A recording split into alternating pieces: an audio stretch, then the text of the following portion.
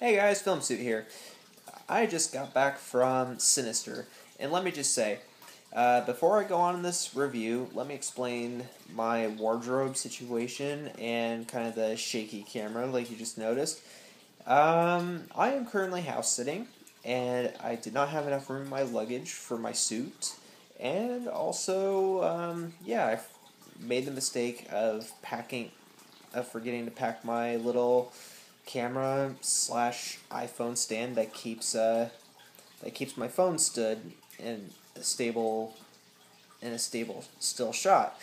So anyway, moving on. Here's my review of Sinister.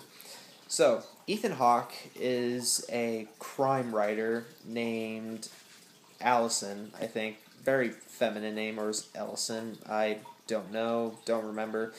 One of those two. so so he moves his wife and kids into a house where this infamous murder was committed, where basically a family of four was all hanged from on nooses from a tree in the backyard, and so he's basically writing a book about this murder and trying to dig in deep and look for evidence that was missed when police were investigating the case. So then what happens is, while he's unpacking, he discovers a box of Super 8 films, of home videos. So he watches them, and each of the home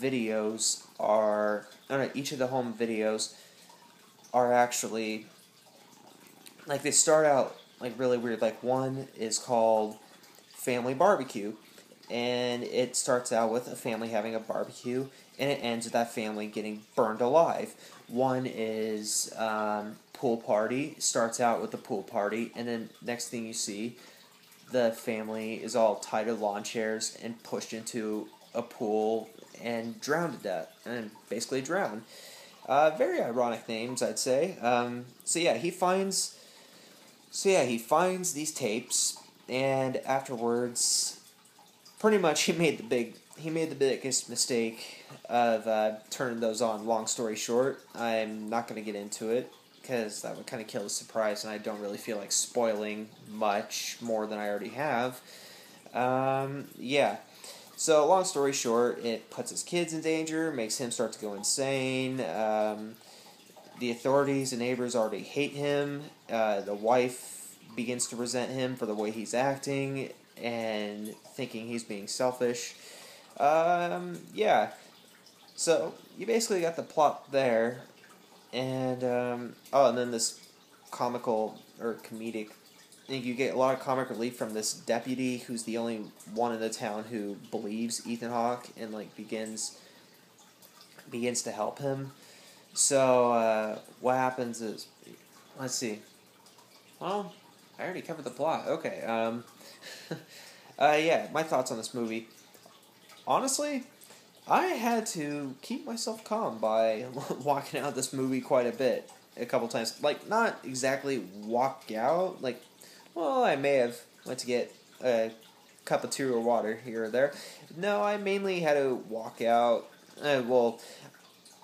Towards the last 5 minutes of the movie, I got so creeped out because I knew the direction it was going that I immediately, I went and watched the movie from the walkway, the last 5 minutes of the walkway by the door, so I knew if I was getting too creeped out, I could be a little sissy and turn around. Or just stand looking cool, sporting my pea coat like Bane did his in the walkway of the football team entrance of The Dark Knight Rises before he blows up the stadium. I have no idea why I just made that reference. Anyway, so, yeah, this movie was creepy as hell. Like, I don't know how else to put it, and I haven't been a fan of Ethan Hawke's choices lately. I feel like I don't know, he had a lot of potential back in the day when, like, after Training Day, but lately he's just been doing a lot of silly movies like Daybreakers, but this one, he actually does a pretty damn good job in it. Like, I actually believed how crazy and obsessive he was. He did not act, it was not at all obvious he was trying to act crazy like Ryan Reynolds in the Amityville Horror remake or anything like that. No, it actually comes up pretty close to how believable Michael Shannon was in Take Shelter, although still not that realistic. Still not as realistic though, because Sinister is more of a straight up horror movie, whereas Take Shelter was more of a drama. But anyway, yeah. So Ethan Hawke though, he does a really good job. I actually, like I said, I believed how crazy he was going from watching these videos, because I mean, you could only go. I mean, it's a matter of time before you go crazy watching Faces of Death over and over again, and yeah, and the sound, and the cinematography were used perfectly for a horror film. Like lately, it's been all screechy violins and shaky cameras. No, like this one, like there was no annoying screechy violins and there was no shaky cameras. It was all very focused cinematography, a few very impressive track shots and long takes, and there were also, and then sound. There was music score, but like it wasn't like stop, guy finds false scare, clang, guy turns around, finds real scare. No, I mean there was maybe twice throughout the movie, but overall no, all the scary parts happen in silence.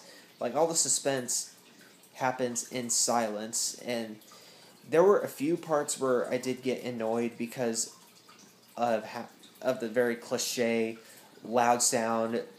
A demon gets close in your face, like in the last shot of the movie. Oh, there I go again. Spoiler! Come on, what do you expect when you see a trailer for that kind of movie? Anyway, so yeah, but no, like one of the eeriest moments of the movie, and this happens like before. This happens way before like the demon is introduced or like all the horror starts happening, but it's actually the trailer, the scene in the trailer where it shows Ethan Hawke's son pop out of a box screaming. That is not actually a horror related scene. Like his son suffers from night terrors, but the way the scene is built up and the way it's shot, it is absolutely creepy. And then there's comic relief about it the next day. Like the next day, Ethan Hawke and his wife are joking about it, implying that this has happened to his son more than once, and they poke fun about him trying to pee, how he previously tried to pee in a dryer in one of his previous nightmares or night walking, sleepwalking, whatever. I just made a bunch of vampire references, whatever. So yeah, there's actually a lot of comic relief, and I mean the audience definitely found, including myself, found a lot of comic relief in the scenes where Ethan Hawke and his wife are arguing about the kids being exposed. That does get kind of annoying after a while, but it's very redeemable. Like these characters were very realistic and believable, and the thing I like about this movie is that it plays like a classic 70s supernatural horror film. Like there were surprises in it that, I mean, there was, like, it's pretty hard to avoid the supernatural horror movie formula these days.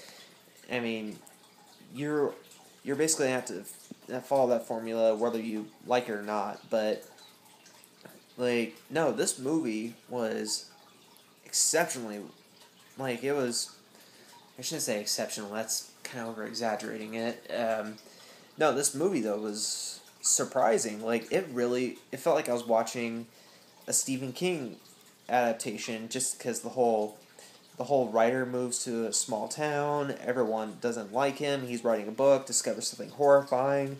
It definitely, sorry, I got allergies going on right now, which explains scratching my eye.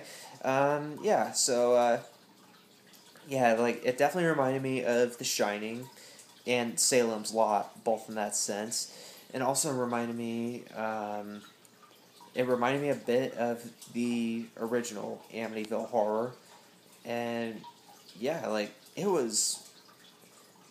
was impressed with how creepy this movie was. I mean, like, normally the horror movies I go see in theaters either just really make me, either I laugh the whole time because of how silly they are, or they make me just roll my eyes over how stupid they are. Like, I think the last horror movie I went and saw in theaters, I'm trying to remember, was, I think, Saw 4? No. It was that one with Anthony Hopkins, The Right. And I remember laughing out loud when he just randomly punched a little girl out of nowhere like Nicolas Cage did in The Wicker Man. So yeah, this is the first horror movie I had seen in theaters in over a year and a half, and I have to say, I'm glad I went and saw this movie. I'm glad that my friend Tara talked me into it. Shalom, get out of the way. My cat's trying to get in the way of me filming right now. She's a nice little cat. Yeah. Yep. And she agrees with me that this movie is great, so take word from your favorite critic and your favorite old fat cat that this movie is worth watching. We give it a 4 out of 5.